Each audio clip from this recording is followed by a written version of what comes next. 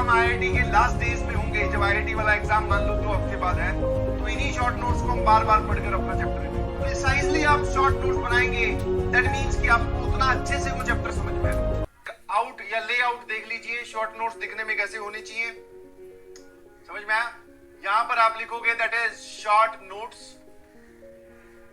ठीक है। ये एक A4 साइज व्हाइट पेज है जिसके आगे और पीछे आप लिखेंगे, समझ में आया? सबसे पहली चीजें इंपॉर्टेंट फॉर्मूलाज उसमें होने चाहिए, इंपॉर्टेंट फॉर्मूलाज, सारे के सारे इंपॉर्टेंट फॉर्मूलाज वहां लिस्ट करके रख लो, सारे के सारे, ठीक है। Second thing is important concept, important concept. और ये जो आप लैंग्वेज यहां पर लिखोगे वो प्लीज बुकिश लैंग्वेज और किताबों में छपी हुई बातें मत लिखिएगा, बिकॉज उसका कोई फायदा नहीं है। यहां पर जो लैंग्वेज आप लिखोगे वो आपको समझ में आए, वो वाली लैंग्वेज, आपको समझ में आए वो वाली लैंग्वेज, ठीक है। समझ में आए कि ये कॉन्सेप्ट ऐसा बताया गया था, इसको यहां लगाते हैं, ठीक है। Important formulas, important concept, important questions, important question. सभी इंपॉर्टेंट क्वेश्चंस का यहां पर क्या होना चाहिए बेटा, एड्रेस। कि डीपीपी नंबर 3 की क्वेश्चन नंबर 7 बहुत इंपॉर्टेंट है, वो लिख लिया। मॉड्यूल में एक्सरसाइज नंबर 2 का 15th क्वेश्चन बहुत इंपॉर्टेंट है, वो लिख लिया। कोई सवाल बहुत ज्यादा जबरदस्त लिखे तो उस सवाल का एड्रेस और उसका हल्का सा सॉल्यूशन, ठीक है, उसमें ये सोचना है। और जो भी आपको बातें समझ में आई थ्रू आउट द चैप्टर, जो भी आपको बातें समझ में आई वो थ्रू आउट द चैप्टर्स, वो सारी बातें आप एक जगह लिखेंगे, समझ में आया? इंपॉर्टेंट बातें या कॉन्सेप्ट में आ जाएगा, बट इंपॉर्टेंट टॉक्स आप ऐसे करके लिख लीजिए, ठीक है।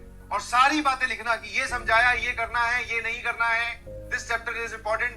जेई किस पे फोकस करता है, 5वां पॉइंट आप ये बोल सकते हो, जेई किस पे फोकस करता है, जेई में मैक्सिमम क्वेश्चंस कौन से टॉपिक से आए इस चैप्टर में, वो लिख लो, मैक्सिमम क्वेश्चंस, समझ में आया? ताकि जब हम ये शॉर्ट नोट देखें, ये पर्चा देखें, तो हमें समझ में आ जाए कि हमें किस किस चीज पे ध्यान देना, बस। क्या मेरी बात समझ गए? आया ना? क्या मेरी बात आपको एकदम समझ में आई कि हमें शॉर्ट नोट जो है वो इस प्रकार तैयार करने हैं, एक ही A4 साइज पेपर। नाउ अगर आपको लगता है कि उसमें लिखने वाला मटेरियल कम है तो फॉन्ट साइज छोटा कर दो, फॉन्ट साइज एकदम छोटा कर दो, बारीक बारीक लिखिए, आप ही को समझना है। अलग अलग कलर्स के पेन का यूज कीजिए या पेन अलग अलग कलर्स के यूज कीजिए, ताकि आपको पता चले कि ये बात ये है, ये बात ये है और ये वाली बात ये है, समझ में आया? तो ये कुछ बातें हैं जो आपके शॉर्ट नोट्स में होनी चाहिए। और after completion of each chapter, after completion of each chapter आपके पास ऐसा एक पेज होना चाहिए उस चैप्टर का। और जितना प्रिसाइजली आप शॉर्ट नोट्स बनाएंगे, दैट मींस कि आपको उतना अच्छे से वो चैप्टर समझ में आए, ठीक है। और यही वो पेज है जो हमें काम आएगा जब हम आईआईटी के लास्ट डेज में होंगे, जब आईआईटी वाला एग्जाम मान लो 2 हफ्ते बाद है, तो इन्हीं शॉर्ट नोट्स को हम बार बार पढ़कर अपना चैप्टर रिवाइज करेंगे। क्या मेरी बात समझ गए आप अच्छे से? ठीक है, हाँ। और इसको थ्रू आउट द प्रोसेस बनाओ। बहुत सारे लोग सोचते हैं कि जब रिवीजन करेंगे तब, नहीं जी। आपने सबसे अच्छे से चैप्टर कब सीखा?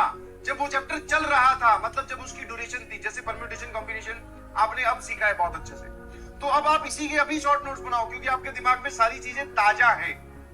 और जब चीजें ताजा होती है तो हम यहाँ ज्यादा लिख पाएंगे। आज से 1 महीने बाद में या 12th में जाके इसके शॉर्ट नोट्स बनाओगे तो पक्का कोई ना कोई चीज मिस हो जाएगी, और हम मिस नहीं कर सकते। क्या मेरी बात समझ गए सभी लोग? थम्स अप भेजिए, आया ना?